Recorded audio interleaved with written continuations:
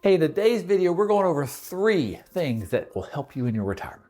The first one is, what's the taxableness of the withdrawals depending on the account you have?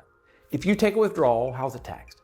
Then we're going to look at the taxableness of your beneficiaries. Like if your beneficiaries take a withdrawal, how's it taxed?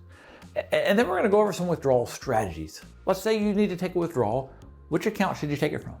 My name is Mel Stubbs. I'm a financial planner with Christy Capital Management, where we're helping federal employees plan for a better retirement. Stick around and we'll discuss withdrawals.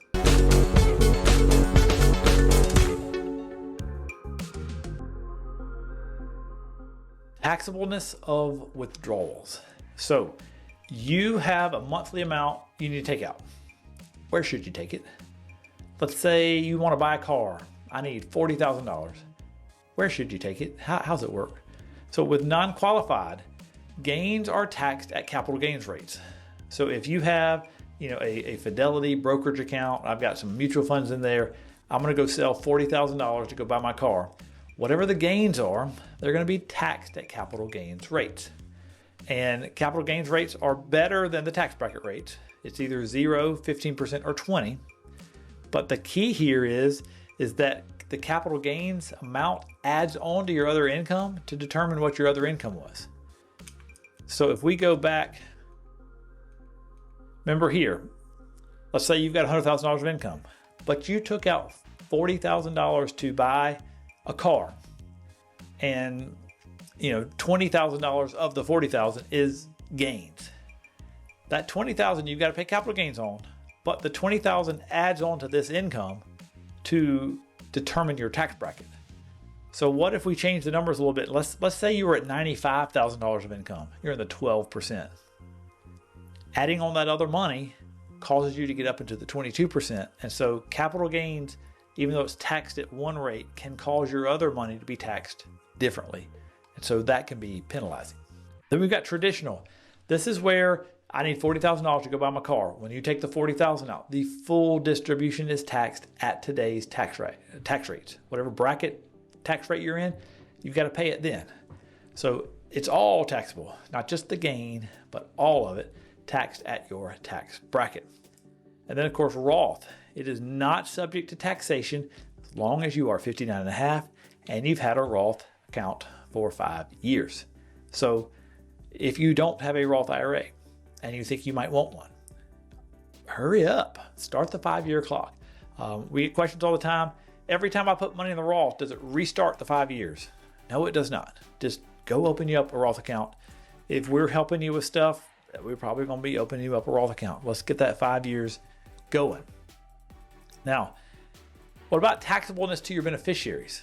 So here was taxableness to you on withdrawals. How are they taxed? But to your beneficiaries, with non-qualified accounts, with bank accounts, brokerage account, that type of thing, there's what's called a step up in basis, which reduces the capital gains owed. So you have your parents had an account for $100,000. It's now worth $200,000. There's $100,000 of gains that if your parents spend it, they got to pay taxes on. If they cause a transaction, they got to pay taxes on. But if they pass away and leave you $200,000 now, there is a step up in basis, and your purchase price or your starting point is now $200,000. You can liquidate and not pay any taxes. So that's a benefit.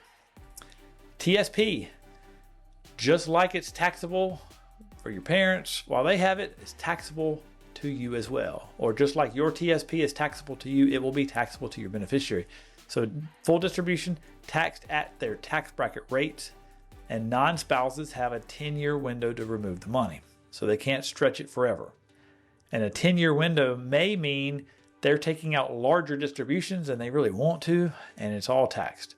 And if they're at the age where they're like a high income earner at that point, it just makes it more penalizing. So, think about that as well. Roth, full distribution, tax-free. Your beneficiaries will get your Roth tax-free. Non-spouses, they still have the 10-year window. So they have 10 years to get the money out of there. But while it's there, it's still Roth. So it can keep growing tax-free. In theory, it could keep growing all the way up to the last year, and they take it out in the last year, and it's tax-free. So you can't stretch it forever, but distributions are tax-free for your beneficiaries. And so let's talk about withdrawal strategies. You know, we got cash at the bank, we got taxable money with capital gains, we've got tax deferred, we've got tax free. As you need money, I want to go buy my car for $40,000. I have some money at the bank, in a brokerage account, in a traditional, and I got Roth. Where should I take it from? Well, of course, the attorney answer is it depends. And it will depend. What other things do you have going? Well, what's your income going to be? If we take it all from TSP or IRA, does that push you into a higher tax bracket? If so, maybe that makes Roth an idea. Some people don't want to touch Roth. They want it to keep Rothing in it, so they don't want to touch that. Well, then maybe over here, like, you know, cash at the bank. Each situation will be different. It will depend on what you've got going on. But just know it's beneficial to have money in all buckets, so you have a choice.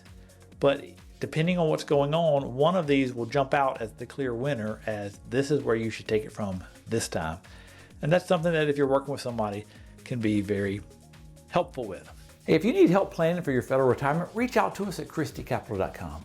If you want to learn more about the 10 decisions that you have to make at your federal retirement, go to ChristyCapital.com/decisions and get a copy of the book for yourself. My name is Mel Stubbs. Please let us know how we can help. I'll see you on the next video.